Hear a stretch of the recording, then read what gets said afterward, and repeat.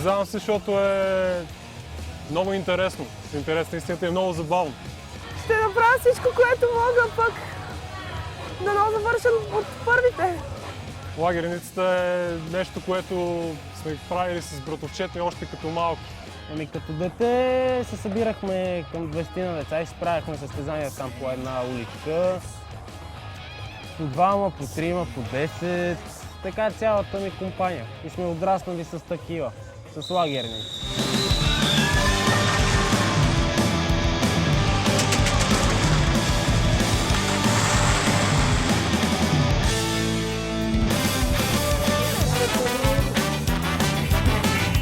Просто е адреналина и чувството да се парзаляш на 2 см от асфалта.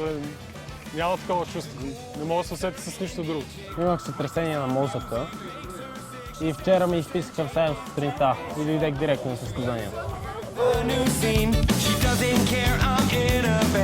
Трасето навсякъде е еднакво, може би само стартовата линия най-много ме е страх.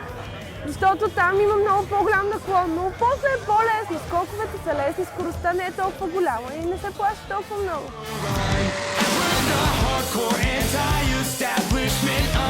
За да си по-бърз, първо трябва да се засилиш достатъчно. Не трябва да... Възможно най-право трябва да се движиш, не трябва да завиваш, колко се може по-малко. Опитваш се да не се порзаляш настрани, да не поднася. И като цяло е това. Трябва да не го е страх и да си владее лагерницата. Защото лагерите на асфалта се парзалят и много лесно става да се завъртиш. А завъртиш ли се, просто те минават конкуренцията и няма спасение.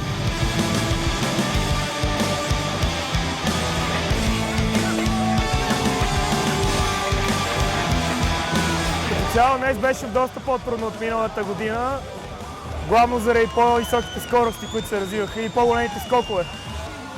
Но мисля, че се справих с няколко технически проблема въпреки тях.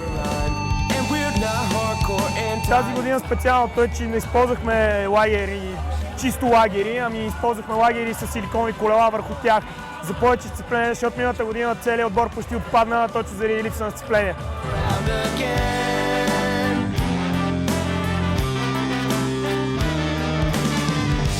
Ами това е невероятна част от нашето детство. Всеки човек в България над 16 години общо взето е карал такова нещо. А и може би трето поколение хора сме това, което правим в момента.